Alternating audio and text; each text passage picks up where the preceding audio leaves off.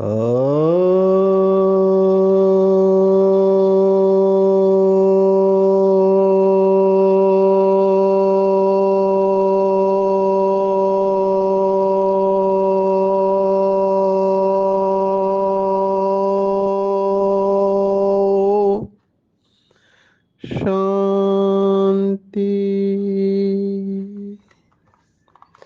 आज 25 मई 2023 भारत में सद्गुरुवार है। Today is 25th May 2023 and it's Thursday in Bharat. आज की मुरली का जादुई रहस्य स्वयं को प्रेरणा देने के लिए magical secrets of today's murli for motivating the self. आज की पूरी साकार मुरली, आज भी जो गीत है मुरली का उसके ऊपर हम ले सकते हैं जो भगवत गीता भी कहती है और शास्त्रों में भी कहा हुआ है।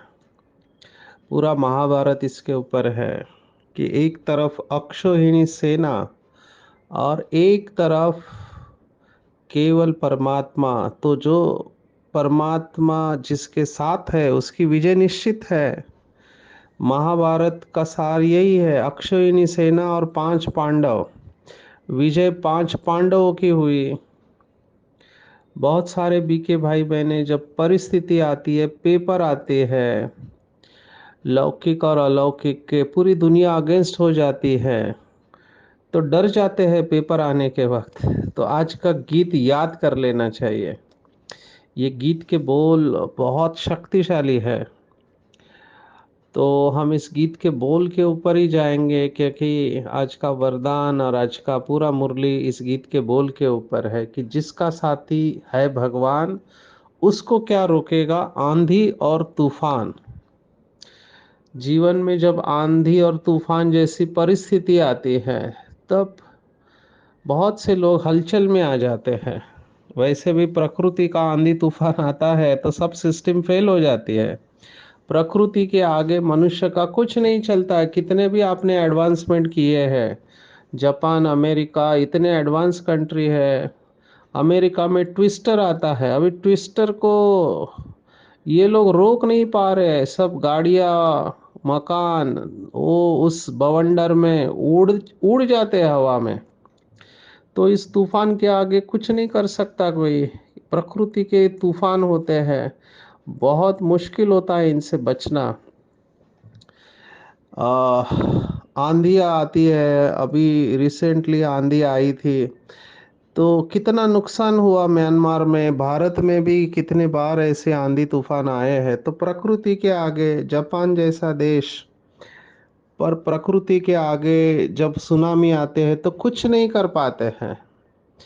तो प्रकृति के आंधी तूफान से लोग डरते हैं। आज बाबा कह रहा है कि जीवन में भी जो संस्कार रूपी आंधी आती है उसमें लोग हलचल में आ जाते हैं। तो ये संकल्प हमारे मन में बार बार दोहराना चाहिए, जो बाबा ने मुरलियों में भी कहा हुआ है कि बिल्ली के पुंगरे माना बच्चे आग में भी सुरक्षित रहते हैं। भगवत गीता भी यही कहती है, जो आखिरी श्लोक है, यत्र योगेश्वरः कृष्ण यत्र पार्थो धनुर्धरः तत्र श्रीर्विजयो। माना जहाँ योगेश्वर है और अर्जुन है वहाँ संसार की कोई भी ताकत इन्हें हरा नहीं सकती है। बहुत सारे माताओं के मुझे फ़ोन आते हैं जिनको बंधन है, घर वाले परेशान करते हैं, विरोध करते हैं। तो उनको ये थॉट बार बार मन में लाना चाहिए कि मैं भगवान के साथ हूँ, भगवान के श्रीमत पर चल रही हूँ, तो मेरा अकल्याण हो नहीं सकता है। आज भी एक बहन को, माता को मैंने कहा कि आप भगवान के श्रीमत पर चल रहे तो आपको डरने की कोई बात नहीं है। उनको हमेशा लगता है कि किसी को बुरा न लगे, नाराज न हो जाए, लेकिन हम श्रीमत पर चल रहे तो हमको डरने की क्या बात है। तो जिसका साथी है भगवान उसको क्या रोकेगा आंधी और तूफान।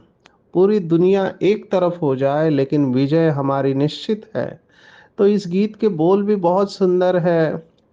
1956 की मूवी है ये, आस्तिक। शाहू मोडक एक्टर थे इसके, और मोहम्मद रफ़ी का गाया हुआ है, बल्ला जी का लिरिक्स है कि गगन चूर हो जाए, जमी चाहे सागर में धस जाए।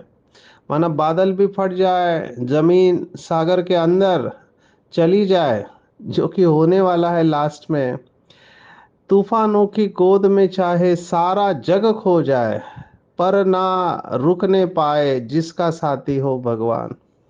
माना तूफानों की गोद में सारा जग खो जाए। ये इंटरेस्टिंग है कि सभी में जलमयी का वर्णन है कि पानी बढ़ेगा। क्रिश्चियनिटी में वर्णन है, सब जगह पे वर्णन है। हिंदुओं ने वर्णन किया है कि ये दुनिया पानी में जाएगी। पूरी दुनिया तो नहीं जाती है, थोड़ी बच जाती है, भारत अविनाशी खंड है, लेकिन बाकी मेजॉरिटी पानी में जाएंगे। और बाबा ने कहा ये विदेश के जितने भी देश है ये टापू बन जाएंगे, पिकनिक स्पॉट बनेंगे। तो मेजॉरिटी पानी में जाने वाले हैं। कैसे होगा ये समय पे हमको पता चलेगा। यही गीत के बोल है, जिसके शीश पे हाथ हजारों। ये शब्द मुझे बहुत अच्छे लगे क्योंकि इसमें विजुअलाइजेशन है। बाबा का हाथ हमारे सिर के ऊपर है, जो हम हमेशा योग की कमेंट्री में मुरली के ऊपर जो मेडिटेशन होता है उसमें हम ये विजुअलाइजेशन देते हैं कि जिसके शीश पे हाथ हजारों, छू ना कोई पाएगा। जिसके शीश पे हाथ हजारों, छू ना कोई पाएगा। हरि नाम से ये पर्वत भी तिनका बन जाएगा। माना पहाड़ जैसी परिस्थिति भी राई से क्या रुई बन जाएगी। बाबा के महावाक्य है, राई तो क्या लेकिन रुई बन जाएगी, तो पहाड़ तिनका बन जाएगा, ऐसा कवि कह रहा है। बाबा के शब्द है, पहाड़ राई नहीं रुई बन जाएगा, जमीन चाहे सागर में धस जाए। जिसके शीश पे हाथ हजारों, छू ना कोई पाएगा। हरि नाम से ये पर्वत भी तिनका बन जाएगा, धूल में मिल जाएगा। माना पर्वत भी धूल में मिल जाएगा। फेथ कैन मूव माउंटेन्स, ऐसा स्लोगन आता है बाइबल में। तो सब जगह पे ये पहाड़ को याद किया हुआ है। तो विजुअलाइज करेंगे कि हमारे सिर के ऊपर हजार हाथ वाला परमात्मा, उसका आशीर्वाद है। तो उसकी छत्र छाया में मैं संपूर्ण सुरक्षित हो। जो भी भाई बहनें इस समय पेपर्स को फेस कर रहे हैं, जिनके जीवन में बहुत कड़ी समस्याएं आ रहे हैं, अनुभव करें कि भगवान ने अपना हाथ मेरे सिर के ऊपर रखा है। और जिसके ऊपर परमात्मा छत्र छाया बन के रहता है, उसका कोई बाल भी बांका नहीं कर सकता है। तो पर्वत भी तिनका बन जाएगा हरि नाम से। हरि नाम से, जिसको बाबा ने कहा मेरा बाबा मेरा बाबा। तो बाबा ने अव्यक्त महावाक्य उच्चारे है, जिसको बहुत सेंटर पर एक फ्रेम बना के रखा हुआ है। मुझे वाक्य बहुत अच्छे लगते हैं। बाबा ने स्पष्ट कहा था, जब भी ऐसी कोई बड़ी समस्या आती है तो दिल से केवल इतना कहना, मेरा बाबा मीठा बाबा प्यारा बाबा आ जाओ। तो बाबा बंधा हुआ है, केवल एक ही कंडीशन है, दिल से कहना चाहिए। और मेरा तो अनुभव है, अगर आप ये अनुभव करते हो कि उसकी छत्र छाया में ही है, उसका हाथ आपके सिर के ऊपर है, तो कोई भी शक्ति आपका कुछ भी बिगाड़ नहीं सकते। अगली स्टैंजा में कहते हैं, भक्त और हरि का बंधन तो जो दीपक और बाती है। माना भक्त और भगवान, इनका नाता कैसे है, जैसे दीपक और बाती। जैसे दीपक से बाती अलग नहीं हो सकती, उसी ज्योत से ये जलती है, उसमें ही मिल जाती। अभी यहाँ पे भाव समझ लेना चाहिए। भक्ति मार्ग में कहते हैं लीन हो जाना, तो उसी ज्योत से ये जलती है और उसमें ही मिल जाती। इसका अर्थ है कि वो जहाँ पर रहता है परमात्मा परम धाम, वहाँ से हम इस धरती पर आते हैं। आज भी बाबा ने कहा कि सबकी ज्योत बुझी हुई है। आज की मुरली में है कि पूरी तरह से बुझी नहीं है, थोड़ी बाकी रहती है। और फिर बाबा ने उदाहरण दिया, जैसे मरने के बाद वो दिया जलाते हैं, उसमें घृत डालते हैं ताकि दिया बुझ न जाए, और वो मानते हैं कि मरने के बाद उसको रास्ता दिखाई नहीं देता है। क्योंकि हमने भगवत गीता में देखा 8वें अध्याय में एक अंधकार का मार्ग और एक प्रकाश का मार्ग। तो जो अंधकार का मार्ग वाले हैं तो ऐसी मान्यता है कि आत्मा जब शरीर छोड़ते हैं तो उसको रास्ता दिखाई दे, इसलिए यहाँ पे दीपक जलाते हैं। अभी कहाँ की बात कहाँ लेके गए हैं, बात है आत्मा रूपी ज्योति की। तो उसी ज्योत से ये जलती है और उसमें ही मिल जाती, माना परम धाम से हम आए हैं। और जब उससे हमको शक्ति मिलती है, जैसे कल की मुरली में भी कहा कि हमारे पंख है कोमल, आंख है धुंधली, जाना है सागर पार। तो जैसे ही बाबा की याद में हम बैठते हमारे अंदर वो लाइट आती है।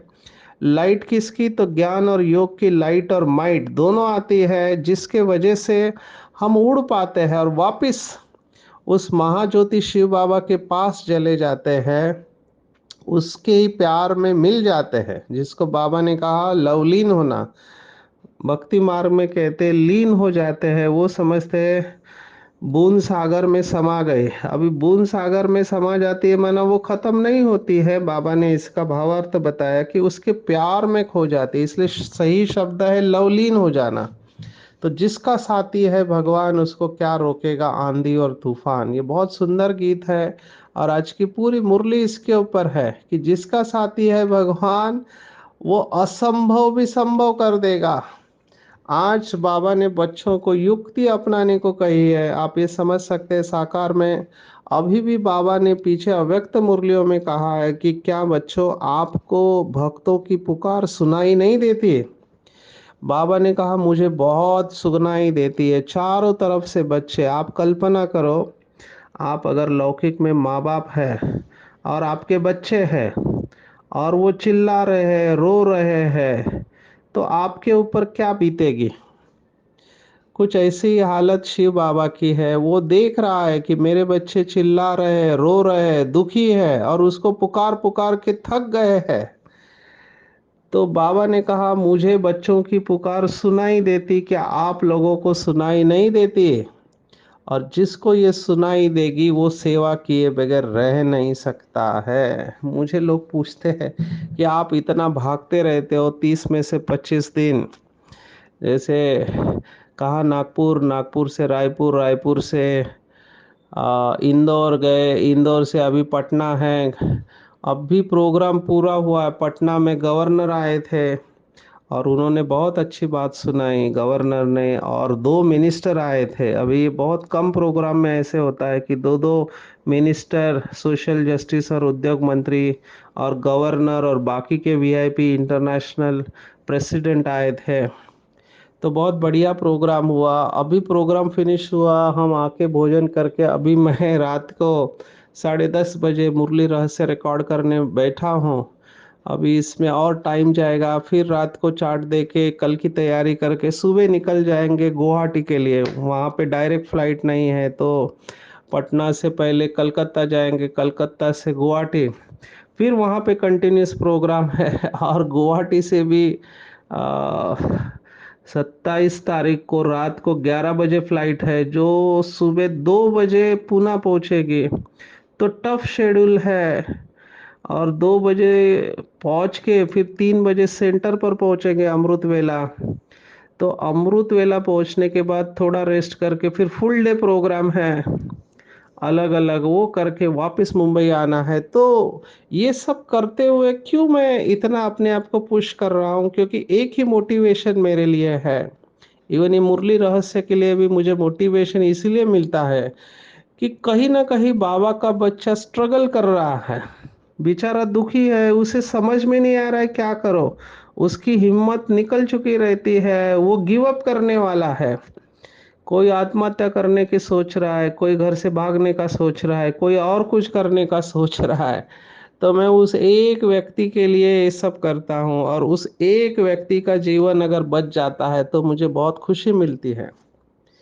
तो जिसके अंदर ये फीलिंग होती है, इसको हम कहते हैं एम्पैथी अंग्रेजी में। एक भाई हमारे बाबा के बच्चे हैं, बहुत सुंदर उनका अनुभव पटना में सुना। वो सीबीआई में है, पहले बहुत नशा करते थे लेकिन बाबा का बच्चा बने, पूरा नशा छोड़ दिया, अभी उनको सेवा का नशा चढ़ा है। तो उनका नाम है वेद भाई। तो मैंने उनको कहा कि वेद भाई, आप वेदों को जानते हैं? तो उन्होंने कहा नहीं जानते। मैंने कहा वेदों को नहीं जाना तो चलेगा, लेकिन किसी की वेदना को समझना बहुत ज़रूरी है। तो ये जो एम्पैथी वाले लोग होते हैं, एम्पैथेटिक इंडिविजुअल कहते हैं, माना जिनके अंदर अनुकंपा होती है, समवेदना होती है, दूसरों की वेदना समझने का दिल होता है, वो योगी बच्चे होते हैं। क्योंकि जब तक ये समवेदना नहीं आएंगे तब तक आप सर्विस में जंप नहीं करेंगे। तो बाबा ने आज कहा कि बच्चे सर्विस करने की युक्ति सीखो। शौक होना चाहिए कि कैसे सिद्ध कर बताए। तुम्हें बाप की श्रीमत मिली हुई है कि सेंसिबल बन, माना समझदार बन, सबको बाप का पैगाम सुनाओ और ऐसे अच्छे अच्छे पर्चे कार्ड छपाओ जो मनुष्यों को पता पड़े कि परमात्मा को सर्वव्यापी कहना उनकी इंसल्ट करना है। और बाबा ने आज तीर्थ यात्रियों की सेवा करने को कहा हुआ है, विशेष अमरनाथ को याद किया आज। तो मैं कहूँगा कि सर्विस में कौन जंप करेंगे जिनके अंदर ये एम्पैथी होगी, माना दूसरों के दुखों को फील करना आना चाहिए और उन दुखों में बह नहीं जाना है। अंग्रेजी के दो शब्द, हम जब ये विहासा का कंपैशन मॉड्यूल लेते हैं तो दो शब्दों के अंदर जाते हैं। वैसे तीन चार शब्द है, लेकिन समय के अभाव से मैं दो ही शब्द लूंगा। एक एपैथी होता है, एंटीपैथी होता है, और एक इंटरपैथी होता है, सिंपैथी और एम्पैथी होता है। तो हम सिंपैथी और एम्पैथी को देखेंगे। बाबा ने अभी कुछ महीने पहले मुरली में रूहानी सिंपैथी की बात की थी, तो बाबा यही बात कह रहा था। सिंपैथी माना दूसरों के दर्द को महसूस करके खुद भी दुखी होना। माना सामने वाला रो रहा है, आप भी रो रहे हो। लेकिन एम्पैथी एक स्टेज आगे है, सामने वाला रो रहा है, आप उसके दर्द को फील कर रहे हो, लेकिन आप रो नहीं रहे हो। आप शक्तिशाली बनकर उसके दर्द को महसूस करके उसको शक्ति दे रहे हो। इसकी ज़रूरत है। जो कल बाबा ने कहा था, रूहानी खुशबूदार फूल बनना है। बाबा हमारे दुखों को देखकर दुखी नहीं होते हैं। बाबा को रहम आता है, पर बाबा दुखी नहीं होता है। ऐसे ही हमको भी बाप समान बनना है तो दुखी नहीं होना है। हमको शक्तिशाली बने रहना है, क्योंकि जो दुखी है वो दूसरों का दुख कैसे दूर कर सकता है? दूसरों का दुख वही दूर कर सकता है जो सुखी है, जो शक्तिशाली है। तो हमको संगम युग पर शक्तिशाली बनना है, ताकि वो शक्ति हम कमज़ोर आत्माओं को, दुखी आत्माओं को दे सके। और मुझे लगता है इसी सेवा की इस समय ज़रूरत है। आज बाबा ने वरदान में कहा कि कई बच्चों को पता है कि ये नहीं करना चाहिए, लेकिन हो गया। मैं जब इसके ऊपर सेशन लेता हूँ, खास करके कॉरपोरेट में, बाबा का ये ज्ञान सुनाने की कोशिश करता हूँ, क्योंकि बाबा का ज्ञान इतना सरल है। वैसे साइकोलॉजी में भी इसके बारे में बताया हुआ है, लेकिन बाबा के शब्द बहुत पावरफुल लगते हैं मुझे। मैं कहता हूँ कि इस समय मनुष्य की हालत ऐसे है, इन शॉर्ट, जो नहीं करना चाहिए वो करते हैं और जो करना चाहिए वो नहीं करते हैं। एक लाइन में सब आ जाता है। क्या करना नहीं चाहिए, तो जो सोचना नहीं चाहिए वो सोच लिया, जो बोलना नहीं चाहिए वो बोल लिया, जो करना नहीं चाहिए वो कर लिया। ये अधीनता की निशानी है। और जो शक्तिशाली होंगे, वो जो सोचना चाहिए वही सोचते हैं, जो बोलना चाहिए वही बोलते हैं, और जो करना चाहिए वही करते हैं। और इसी को बाबा ने ज्ञानी और योगी तो आत्मा कहा हुआ है। आज बाबा ने ज्ञानी और योगी आत्मा के लक्षण बताए हैं। कैसे समझे कि हम ज्ञानी और योगी तो आत्मा हैं? तो बाबा ने इसके ऊपर बहुत मुरलियों में कहा हुआ है। तीन शब्द है, योग युक्त, युक्ति युक्त और राज युक्त।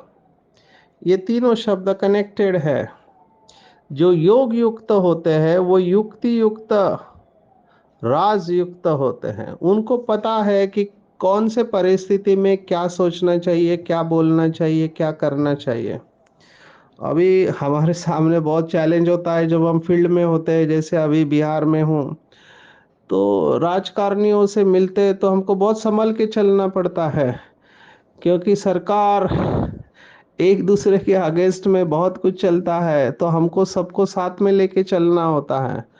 तो प्रेजेंस ऑफ माइंड रखना बहुत ज़रूरी होता है, क्योंकि कौन सा व्यक्ति कब कौन सी बात से नाराज हो जाएगा पता नहीं, इसलिए बहुत कम शब्दों का इस्तेमाल और बहुत सोच समझ के। लेकिन मैंने देखा है, अगर हमारे बुद्धि में बाबा की याद है तो दो तीन बातों का मैं अटेंशन हमेशा रखता हूँ, जो बाबा ने अव्यक्त मुरली में कहा हुआ है। जगदीश भाई जब विदेश सेवा के लिए गए थे, तो बाबा ने उनको कहा था कि पहले आप जिस स्थान पर जा रहे हो उसकी मनसा के द्वारा सेवा करो। माना पहले आप जाने के पहले आपके वाइब्रेशन वहां पहुंच जाना चाहिए, वो धरनी को मनसा में तैयार करो। अब ये बहुत इंपॉर्टेंट है, ये भगवत गीता का ज्ञान है जो हमने दूसरे अध्याय में देखा कि अव्यक्तादीनि भूतानि व्यक्त मध्यानि भारता अव्यक्त निधनान्यव तत्र का परिदेवना। माना जो आपको स्थूल में रिजल्ट चाहिए वो पहले सूक्ष्म में क्रिएट करो। यही बात बाबा ने जगदीश भाई को कही कि समझो आपको विदेश जाना है तो उस स्थान की पहले आप मनसा सेवा करो। यही प्रिंसिपल हम रिलेशनशिप में भी यूज करते हैं। जिस व्यक्ति से हमको दुख मिल रहा है, तो दुख क्यों मिल रहा है? क्योंकि हमने उनको दुख दिया हुआ है किसी न किसी जन्म में। तो हमको क्या करना है? उसको न्यूट्रलाइज करना है, तो उसकी मनसा सेवा करनी है। ड्रामा अभी इस मोड़ पर पहुंचा हुआ है कि सबके प्रिडोमिनेंट संस्कार जो होंगे, डोमिनेंट संस्कार, वो बाहर आएंगे फोर्स से। किसी में काम विकार होगा तो काम विकार फोर्स से बाहर आएगा। जिसमें क्रोध होगा उसका क्रोध फोर्स से बाहर आएगा, रोकना बहुत मुश्किल हो जाएगा।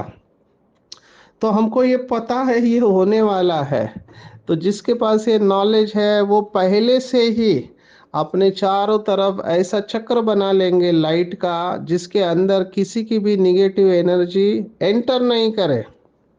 बहुत सारे माताओं के मुझे फोन आते हैं कि पति विकार के लिए परेशान करता है, तो मैं उनको सम्मान देता हूँ कि समान में रह जाओ कि मैं पवित्रता की देवी हूँ। मेरे रोम रोम से पवित्रता के प्रकंपन चारों तरफ फैल रहे हैं।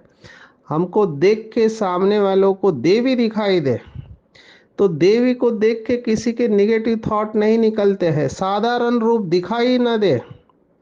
ऐसे शास्त्रों में कहानियां हैं, कबीर की कहानियां हैं कि जब हमारा वो रूप रहता है, शक्ति स्वरूप रूप रहता है, तो किसी का निगेटिव थॉट नहीं चलेगा। बाबा ने कहा है आगे चलकर ड्रामा इतना अति में जाएगा कि चारों तरफ काम विकार की प्रधानता होगी। चारों तरफ कामी और क्रोधी ही आत्माएं होगी। खास करके बहनों को बहुत अपने चारों तरफ सुरक्षा कवच बनाना पड़ेगा, ताकि निगेटिव वाइब्रेशंस अंदर नहीं आए और पवित्र आत्माएं बिल्कुल सुरक्षित रहेंगे। ऐसे बाबा ने कहा हुआ है मुरली में। तो ये बात कब होगी? जब हम योग युक्त होंगे। योग युक्त व्यक्ति को युक्ति युक्त संकल्प आएंगे। कौन से परिस्थिति में कहाँ जाना है, क्या करना है, ये सब बाबा उनकी छत्र छाया बनकर रहेगा हमेशा।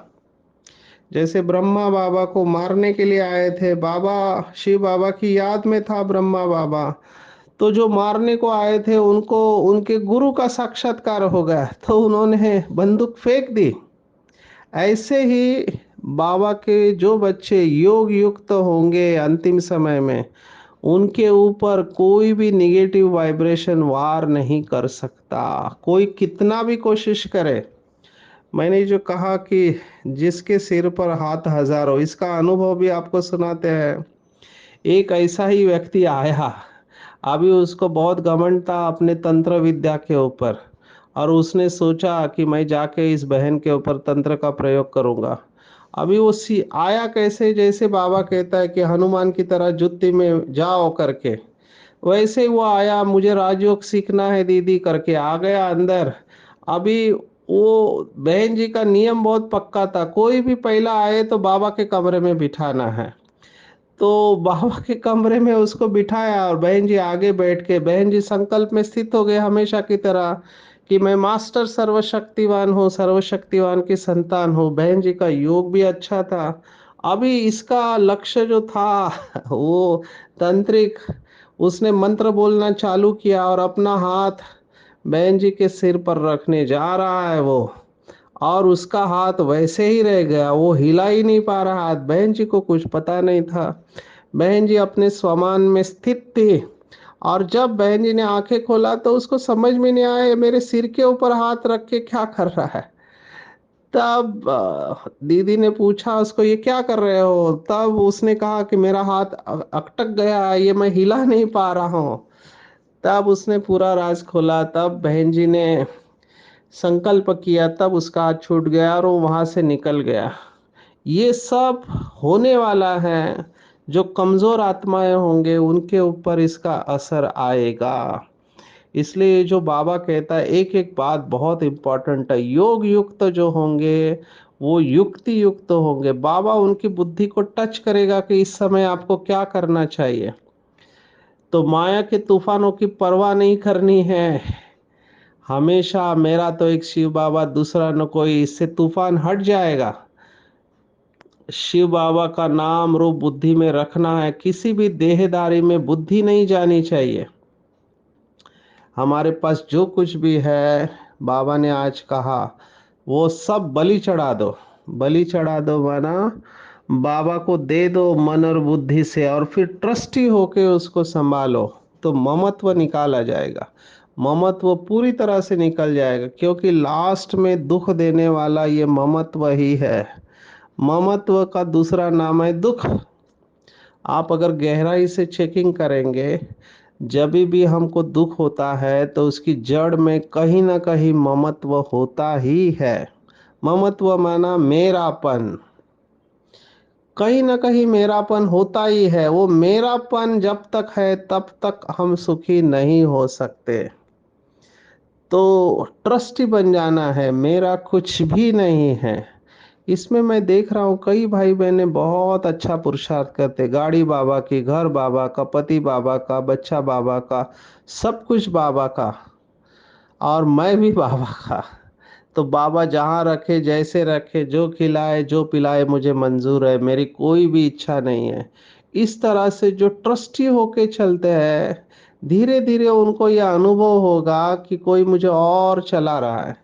आपको कल का बहुत सुंदर अनुभव सुनाते हैं। यहाँ पे एक इंस्टीट्यूट है, Indira Gandhi institute of medical science. बहुत बड़ा गवर्नमेंट का हॉस्पिटल, 1000 बेड के ऊपर है।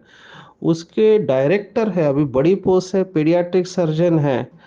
वो डायरेक्टर होने के बावजूद भी वो रोज का हर साल कावड़ लेके जाते हैं शिव की। वो गंगा से पानी लेते हैं और वो शिवलिंग के ऊपर चढ़ाते हैं। तो 110 किलोमीटर वो पैदल चलते हैं।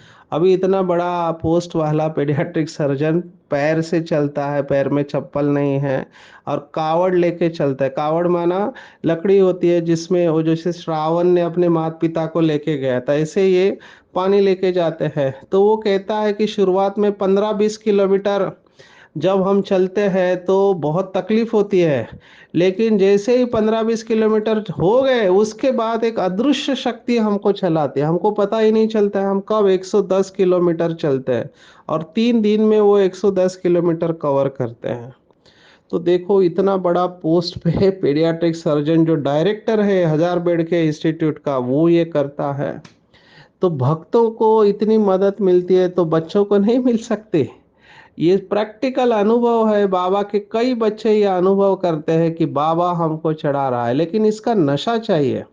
बाबा ने कहा राजस्थान की तरफ लोग गोद लेते हैं तो गरीब बच्चा साहूकार के गोद में जाता है तो उसको नशा आता है।